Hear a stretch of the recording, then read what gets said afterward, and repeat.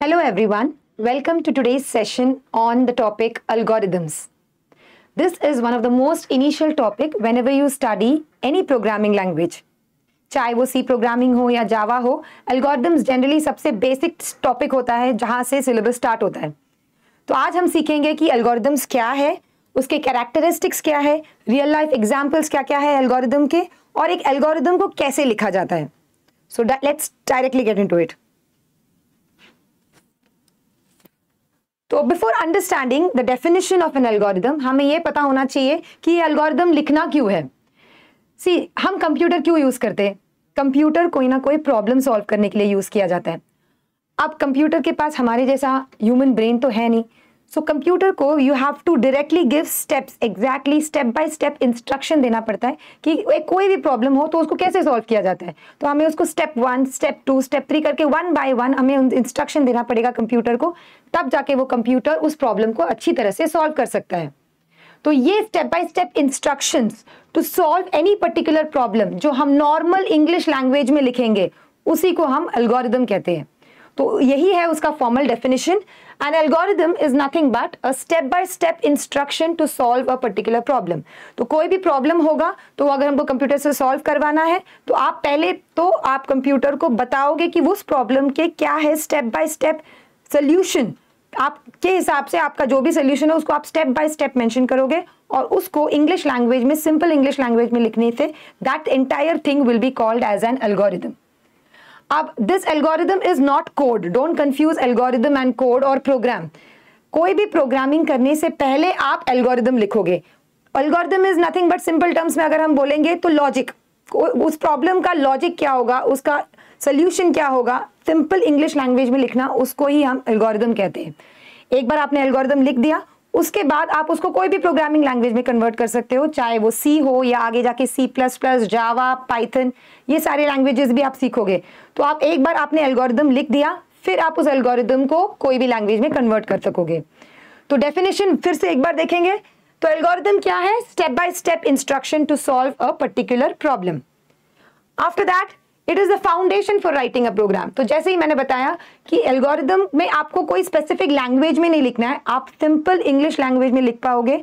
Step by step लिखना है और जो स्टेप बाय स्टेप लिखोगे उसको क्लियरली लिखना है, फाइनाइट नंबर ऑफ स्टेप्स में लिखना है और वो एक सिंपल सा एक इनिशियल ब्लूप्रिंट जैसा हो जाएगा जो आप कभी भी कोई भी प्रोग्राम को कंप्यूटर को दोगे to solve the particular problem. Now algorithm is a finite sequence of instructions. That means algorithm में हमेशा finite मतलब fix या limited number of instructions होना चाहिए. You cannot have an algorithm which is going to run infinitely. तो जब भी आप कोई भी प्रॉब्लम सॉल्व करते हो तो आपको पहले ही पता होना चाहिए कि इस प्रॉब्लम को मुझे 10 स्टेप में या 20 स्टेप में सॉल्व करना है. तो जब आप एल्गोरिदम लिखोगे तो आप finite number of steps use करके ही उस पर्टिकुलर एल्गोरिदम को लिख पाओगे. Next, every time an algorithm takes an input, it goes and does some kind of processing on the input and it will give you some output.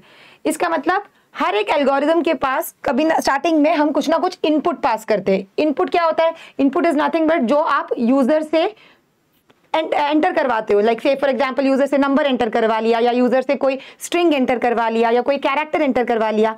जो भी आप user से लेते हो उसको हम इनपुट बोलते हैं. उस इनपुट को लेके कुछ ना कुछ प्रोसेसिंग किया जाता है, यानी कि कुछ ना कुछ ऑपरेशन उस पर परफॉर्म किया जाता है. उसके बाद में उस प्रोसेसिंग का जो आउटपुट आता है that is the final output of our algorithm और for that matter later on it will become the output of our program. So इसका एक सिंपल सा एग्जांपल है रेसिपी फॉर कुकिंग. तो रेसिपी फॉर कुकिंग मीन्स आपको पता है कि आप घर में एवरी डे कोई ना कोई डिश बना के खाते हो. तो whenever you want to make a dish, it is not like you directly jump into getting a dish directly. You always have to prepare for making a dish. तो preparation क्या steps होते हैं? पहले तो आप ये decide करो कि आपको बनाना क्या है. लाइक से फॉर एग्जांपल आपको कोई सब्जी बनानी है तो आपको कौन सी सब्जी बनानी है. तो once you decide what vegetable you want to make, फिर आप उसके इंग्रेडिएंट्स जो है वो आपके घर पे है या नहीं वो डिसाइड करोगे. तो सारे अगर इंग्रेडिएंट्स नहीं है तो वो आप लेकर आओगे मार्केट से. So once you have readied the ingredients, that step number 1, prepare the ingredients. Step number 2 क्या होगा? इंग्रेडिएंट्स लाने के बाद में उसमें से जो भी वेजिटेबल्स है उसको आपको चॉप करना पड़ेगा. तो स्टेप number 2 becomes chopping the vegetables. एक बार आपने सारे वेजिटेबल्स को चॉप कर लिया, फिर उसके बाद में आपको स्टेप नंबर 3 में you will have to get a pan. Pan में ऑयल डालो, then you have to put all the spices whatever is required, and then आप उसमें वेजिटेबल्स डालोगे, and then the entire dish is made. So here this is the way step by step you have to perform, then only a proper dish is prepared. So आपको इसी तरह computer में भी जब भी आप कोई प्रॉब्लम सॉल्व करते हो, स्टेप बाय स्टेप आपको बताना पड़ेगा कंप्यूटर को कि एग्जैक्टली कैसे वो प्रॉब्लम को सॉल्व किया जाता है. तो वही है एल्गोरिदम. तो let's get into the next topic which is the characteristics of an algorithm. So अब एल्गोरिदम हमने समझ लिया कि क्या है. तो अब ये एल्गोरिदम के कुछ कैरेक्टरिस्टिक्स होते हैं जो हर एक एल्गोरिदम को सैटिस्फाई करना जरूरी है. So let's see one by one. The first one is input. Now an algorithm may or may not have any input. What does this mean? अब कोई भी एल्गोरिदम को या तो 0 इनपुट हो सकता है या तो 0 से ज्यादा भी हो सकता है. मतलब जब आप कोई एल्गोरिदम लिख रहे हो, कोई प्रॉब्लम के लिए आप स्टेप बाय स्टेप इंस्ट्रक्शंस लिख रहे हो, जरूरी नहीं है कि हर एक एल्गोरिदम में यूजर से इनपुट लेना ही है. कभी कभी आप ऐसे एल्गोरिदम्स भी लिखोगे जहां पे आपको यूजर से इनपुट नहीं लेना है. तो कभी कभी ऐसे एल्गोरिदम्स होते हैं जहां पे यूजर से मल्टीपल इनपुट्स लेना है. So it can be may or may not be, that means 0 or more inputs will be taken by the algorithm. Second is output. An algorithm is expected to produce at least 1 result, यानी कि 1 output. तो जब आप algorithm लिखोगे, इसका basic ये है कि एल्गोरिदम लिखा है तो कोई ना कोई आउटपुट तो आना ही चाहिए. That means at least 1 output is expected from your algorithm. Okay, तो इनपुट 0 और मोर इनपुट हो सकता है, बट आउटपुट तो कंपल्सरी एक तो एटलीस्ट चाहिए. तो 1 output should be there. Okay. Third one is definiteness. तो what is definiteness? Each instruction must be clear and unambiguous. Now what do you mean by clear and unambiguous? Clear means जब आप algorithm लिखोगे, हर एक step without कोई confusion, या it should be very clear, you know, there should be no ambiguity. Unambiguous का मतलब ये होता है कि there should be no confusion. अगर आप कोई भी इंग्लिश लैंग्वेज में एक स्टेटमेंट लिखते हो तो उसका एक ही मीनिंग, क्लियर मीनिंग होना चाहिए. There should be no confusion in that entire sentence, वरना कंप्यूटर समझ ही नहीं पाएगा कि एग्जैक्टली करना क्या है. कंप्यूटर को कंफ्यूजन नहीं देना है हमको क्लियर स्टेप में बताना है कि एग्जैक्टली करना क्या है. तो इसके लिए एल्गोरिदम के जो स्टेप्स होते हैं, जो इंस्ट्रक्शंस होते हैं, it should always be clear, it should be unambiguous, that is no confusion. Step number 4 क्या है? फाइनाइटनेस. अब फाइनाइटनेस मतलब if the instructions of an algorithm are executed, the algorithm should terminate after finite number of steps. तो मतलब जब भी आप algorithm को एग्जीक्यूट करोगे, एल्गोरिदम हमेशा फिक्स्ड नंबर ऑफ स्टेप्स में खत्म हो जाना चाहिए. एल्गोरिदम कभी भी कंटिन्यूसली लूप में नहीं चलना चाहिए. लूप में मतलब कंटिन्यूसली, रिपीटेडली, इन्फिनिटली चलता जा रहा है, नहीं, ऐसा कभी एल्गोरिदम में होता नहीं है. एल्गोरिदम हमेशा फिक्स्ड नंबर ऑफ स्टेप्स में ही एग्जीक्यूट होना चाहिए. तो that is one of the important characteristic of the algorithm. So these are the major 4 characteristics. Quickly we are saying input, output, definiteness and finiteness. Input क्या है? कोई भी algorithm में या तो 0 या तो 0 से ज्यादा. It may or may not have an input. 0 or more inputs can be there. Output मतलब it is expected to produce at least 1 output. Definiteness मतलब हर एक लाइन जो एल्गोरिदम का होगा वो क्लियर होना चाहिए, वो अनएम्बिगुअस होना चाहिए, यानी कि कंफ्यूजन नहीं रहना चाहिए.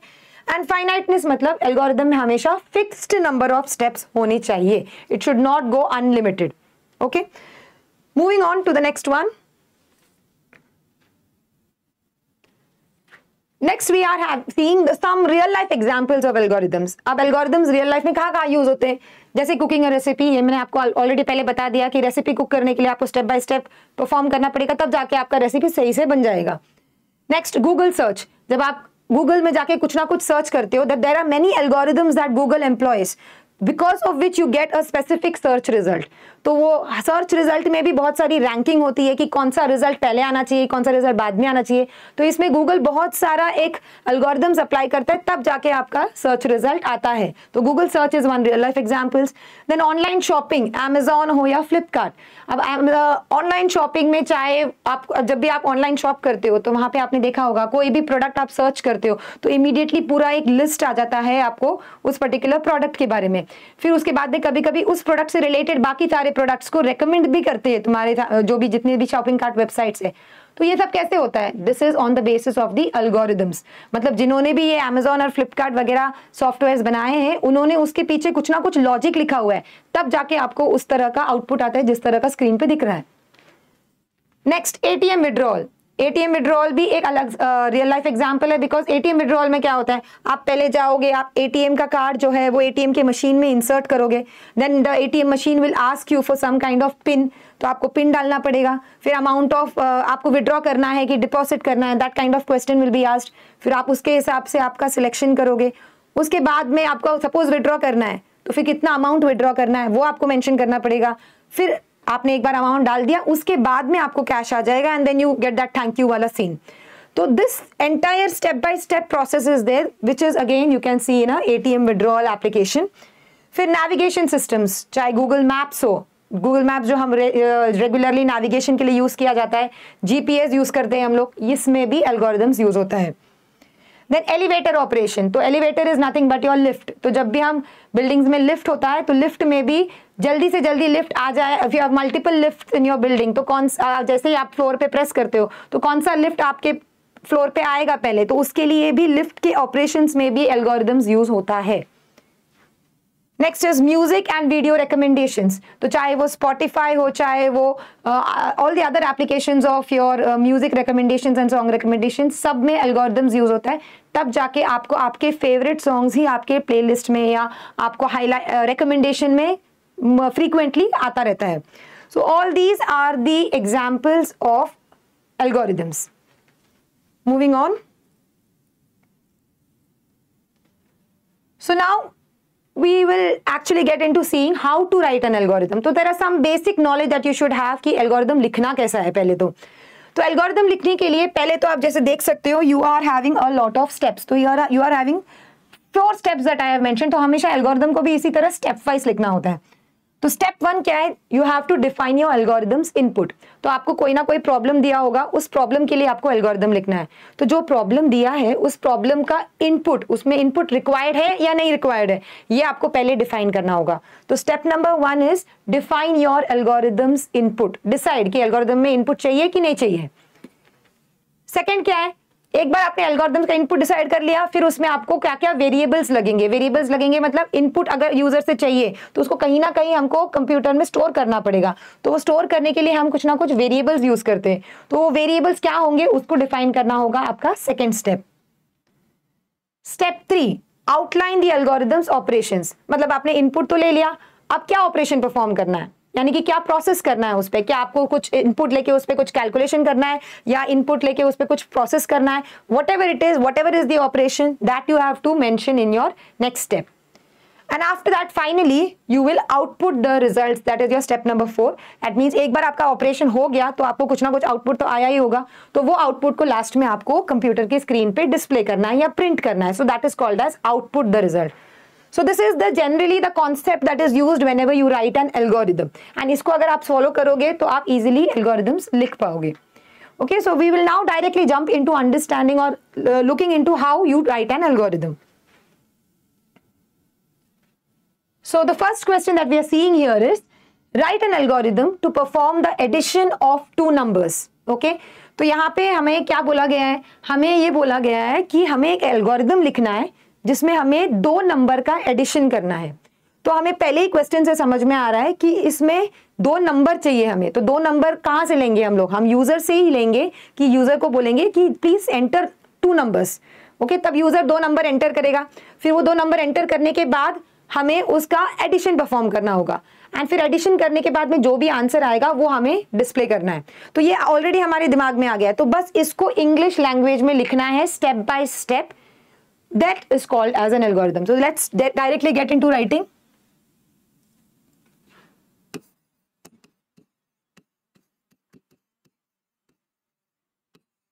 Okay, so the algorithm to perform the addition. तो इसको हमें step wise लिखना है, तो first हम क्या करेंगे, step 1.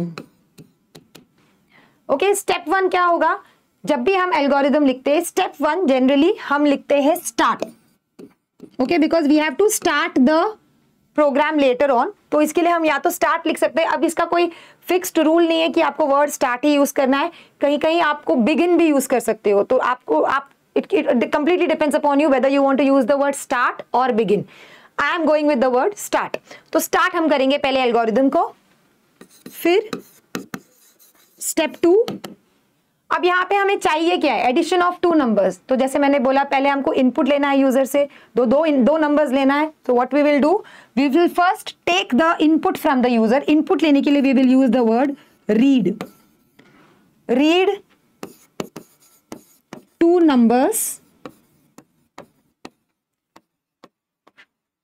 num1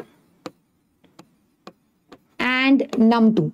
So this is a very clear line which tells the computer कि आपको दो नंबर रीड करना है, एक होगा num1 और एक होगा num2। तो the num1 and num2 are nothing but my variables that I will be defining later on in my program। तो ये गया, दो हो गया मेरा num1 and num2। Next is step 3। अब स्टेप 3 में क्या था, हमें ऑपरेशन परफॉर्म करना है। इनपुट तो ले लिया, अब ऑपरेशन परफॉर्म करना है। ऑपरेशन क्या परफॉर्म करना है, एडिशन करना है। तो एडिशन के लिए हम क्या करेंगे, कैलकुलेट करेंगे। तो what we will do, we will write calculate, step number 3, sum is equal to num1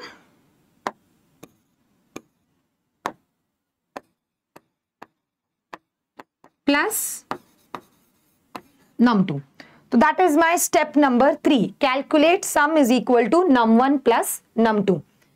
after that, तो स्टेप नंबर 3 के बाद आपका सम कैलकुलेट हो गया होगा। तो उसके बाद हमें क्या करना है, हमें बस आउटपुट डिस्प्ले करना है स्क्रीन पे। तो आउटपुट डिस्प्ले करने के लिए we will simply write display sum. Okay, तो इससे जो आपका सम रिजल्ट जो आया हुआ है, num1 और num2 करके ऐड हुआ है, और जो रिजल्ट आके स्टोर हुआ है सम में, वो हम स्क्रीन पे प्रिंट कर देंगे कंप्यूटर के। तो दिस इज मेरा मेजर स्टेप्स हो चुका है। अब लास्ट में आपको सिर्फ एल्गोरिदम को स्टॉप करना है। तो you will right stop. Okay, क्योंकि हमने स्टार्ट किया था तो हमें उसको स्टॉप करना ही है। So start, stop will be the first and the last step generally, and in between will be your inputs, your process and your output. So this is the most basic program, basic algorithm that you can write। अब एक बार आपने ये algorithm लिख दिया तो आप देख के समझ में आ रहा है कि ये लॉजिक है बेसिकली, इस पूरा प्रॉब्लम का लॉजिक दिया हुआ है हमने सिंपल इंग्लिश लैंग्वेज में। इसको आगे जाके आप सी में कन्वर्ट कर सकते हो, C++, जावा, पाइथन, जो भी प्रोग्रामिंग लैंग्वेज में आपको करना है आप इजीली इसको कन्वर्ट कर सकते हो। तो इसमें कोई सिंटैक्स या इसमें कोई रूल्स एंड रेगुलेशंस ज़्यादा नहीं है, इसमें आपको सिर्फ सिंपल लैंग्वेज में लिखना है। तो यही आपका फोकस एरिया है। Okay, so now going into one more example। So the second example is write an algorithm to calculate the area and perimeter of a rectangle। okay, तो यहाँ पे किसके बारे में बात हो रहा है, हमें एक रेक्टेंगल के दिया हुआ है और रेक्टेंगल का हमें एरिया और पेरीमीटर कैलकुलेट करना है। अब आपको एरिया ऑफ अ रेक्टेंगल का फॉर्मूला तो आपको पता ही होगा। एरिया ऑफ अ रेक्टेंगल का फॉर्मूला क्या है, length into breadth. Okay, so you all know that. Now perimeter of a rectangle का फॉर्मूला क्या है, it is 2 into length plus breadth.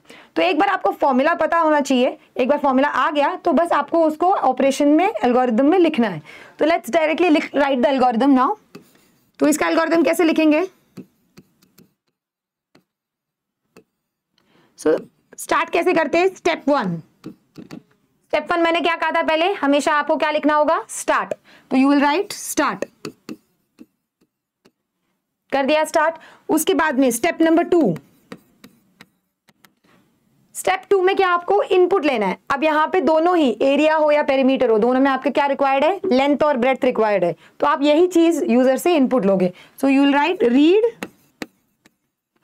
Length and breadth. तो इसके लिए हम क्या लिखेंगे, L as length and B as breadth.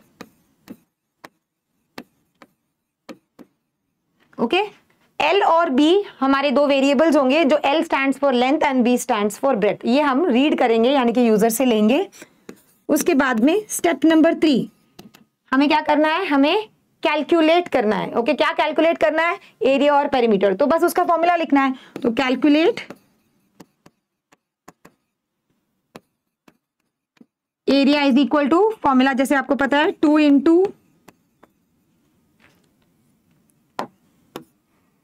Okay, area लिख रहे हैं हम पहले, तो length into breadth.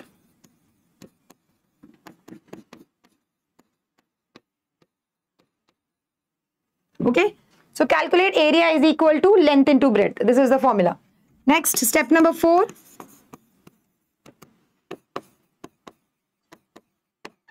Calculate area के बाद क्या कैलकुलेट करना है, perimeter. Perimeter is 2 into length plus breadth. So this is the way you calculate the perimeter. तो एक बार एरिया और पेरीमीटर दोनों कैलकुलेट कर दिया, उसके बाद में आपको आउटपुट का स्टेप लिखना होता है, which is next step, step number 5. तो स्टेप नंबर 5 में आप लिखोगे डिस्प्ले एरिया एंड पेरीमीटर. आप चाहे तो इसको सेपरेट स्टेप्स में भी लिख सकते हो, बट इसका ऐसा कोई हार्ड एंड फास्ट रूल नहीं है. You want to write in one line, that is also fine. If you want to write in separate line, that is also fine. So display area and perimeter right now I have written in one line itself. And last में you will have step number 6. जैसे मैंने बताया, start किया है तो stop तो करना ही पड़ेगा, तो स्टॉप करो, that is stop the algorithm. Okay, so this is the 6 steps जहां पे आपका calculation of area and perimeter of a rectangle हो रहा है. तो यहाँ पे लिमिटेड नंबर ऑफ स्टेप्स है. Every line is very clear and unambiguous, there is no confusion in the line. तो जैसे प्रोग्राम कंप्यूटर को आप ये एल्गोरिथम दोगे, उसको समझ में आ जाएगा कि करना क्या है एग्जैक्टली. एल्गोरिथम नहीं दोगे, एल्गोरिथम को आप प्रोग्राम में कन्वर्ट करोगे, फिर एग्जीक्यूट करवाओगे, but the steps is very very clear. Okay, so going on to the next example. Okay, so the next example is write an algorithm to find the largest of two numbers. तो यहाँ पे हमें क्या बोला गया है, हमें 2 number दिया जाएगा और वो 2 नंबर में से which is the largest number. Okay, we have to find out that. तो अब इसके लिए हम algorithm लिखेंगे. तो let's start directly. Okay, तो जैसे हमने previously किया हुआ है, हम start करेंगे step 1 से, और step 1 जैसे हमेशा होता है is always start. ठीक है, एक बार आपने स्टार्ट कर दिया, फिर स्टेप नंबर 2. स्टेप नंबर 2 होगा 2 नंबर चाहिए हमें, तो रीड 2 नंबर्स ना, तो read numbers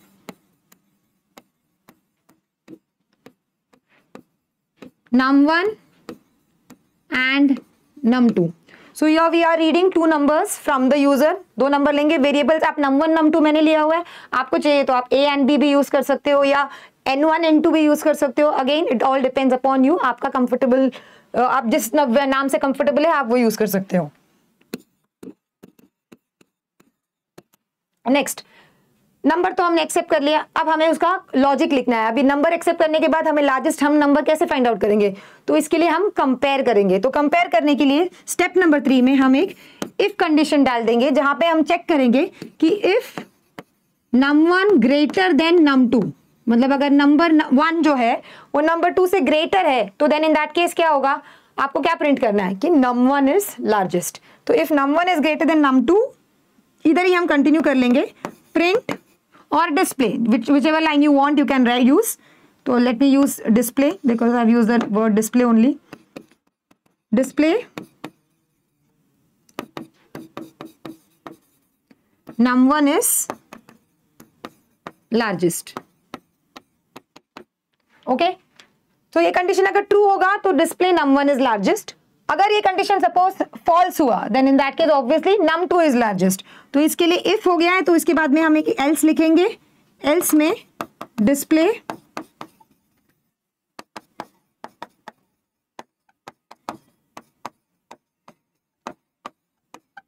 num2 is largest. Okay, तो यहाँ पे मैं स्मॉल n लिख रही हूं. Try to remain consistent with the name of the variables you have used. Okay, so if num1 is greater than num2, display num1 is largest, else display num2 is largest. Okay, so this is the main logic of this particular program. उसके बाद में you have step number 4, which is nothing but start किया है तो क्या करना है, stop. तो बस आप last step लिख दो, stop. So here if you want you could have written this entire logic of the if condition का जो लिखा है हमने, वो आप अलग अलग स्टेप में भी लिख सकते थे, बट अगर आपने ऐसा भी लिखा है तो भी ये सही ही है. Okay, so you are having your options. Step 1 start, step 2 read कर लो इनपुट्स, स्टेप 3 में आप कंपेयर कर लो दोनों नंबर्स को, जो ग्रेटर है उसके हिसाब से आपका डिस्प्ले आ जाएगा, एंड लास्ट में स्टेप नंबर 4 इज स्टॉप. सो ये हुआ हमारा थर्ड एल्गोरिथम जो हमने देखा है. अब आज का लास्ट एग्जाम्पल देख लेंगे. that is write an algorithm to swap two numbers using the temporary variable. तो अब हमें क्या करना है, यहाँ पे हमें दो नंबर्स को स्वैप करना है, बट हमें एक बीच में एक टेम्पररी वेरिएबल लेना है, मतलब किसी एक और एक्स्ट्रा वेरिएबल का हेल्प यूज करके हम इस पर्टिकुलर दो नंबर्स को आपस में स्वैप कर देंगे. Okay, so we will go into the algorithm now. तो राइटिंग द एल्गोरिथम. तो स्टेप 1 क्या करना है आपको, start. Okay, after step 1 start you write the step 2. Step 2 में यहाँ पे कितना नंबर्स लेना है, हमें दो नंबर लेना है, तो हम दो वेरिएबल डिक्लेयर करेंगे यहाँ पे. तो read, let's take simple variable names A and B. Okay, तो हमने दो ए एंड बी करके दो नंबर्स ले लिया. अब स्टेप 3 में हमें क्या करना है, हमें इसको अब स्वैप करना है. अब स्वैप करने के लिए हमें एक और वेरिएबल का हेल्प यूज करके करना है. So it's clearly mention using a temporary variable. तो हम यहाँ पे एक टेम्पररी वेरिएबल लेंगे जिसका नाम let's say it is temp. तो what we will do is we will first set temp variable में जो ए नंबर होगा उसका वैल्यू स्टोर करेंगे. तो इसको एक अगर पहले एग्जांपल से अगर बताऊं, so suppose I have A over here, B over here, and suppose A is 10 and B is 20. हमें क्या करना है, आउटपुट में क्या चाहिए, ए का वैल्यू 20 होना चाहिए, बी का वैल्यू 10 होना चाहिए, और इसको हमें एक टेम्पररी वेरिएबल यूज करके करना है. So what we will do is we will create a temp variable, and first step what we will do is we will set temp is equal to A. Temp is equal to A मतलब A का जो value है वो temp में जाएगा. तो ए का value क्या है, फिलहाल 10 है, तो टेम्प में क्या आ गया, 10. तो ये स्टेप नंबर 1 होगा. Step number 3 as per the logic, but जो हमारा मेन प्रोसेसिंग है उसके हिसाब से स्टेप नंबर 1 था वो. तो temp is equal to A हो गया. उसके बाद में नेक्स्ट क्या करना है, A is equal to B.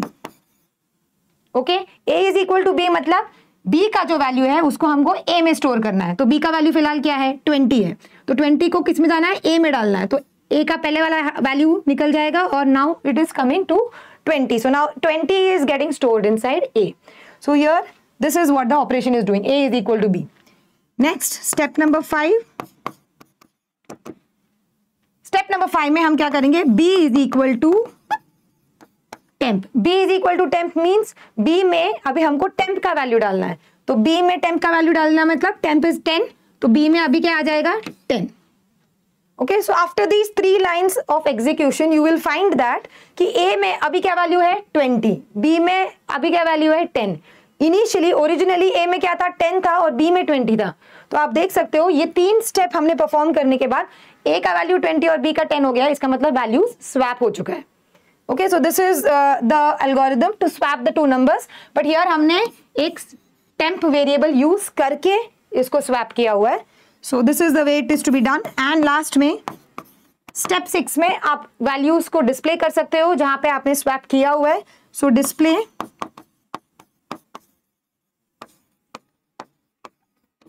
A and B. Okay, तो A और B का value आप swap करने के बाद में print कर दोगे user को. And last में step 7 is stop. तो स्टार्ट किया है तो स्टॉप तो करना है. Okay, so this is the 7 steps that we have got for this algorithm.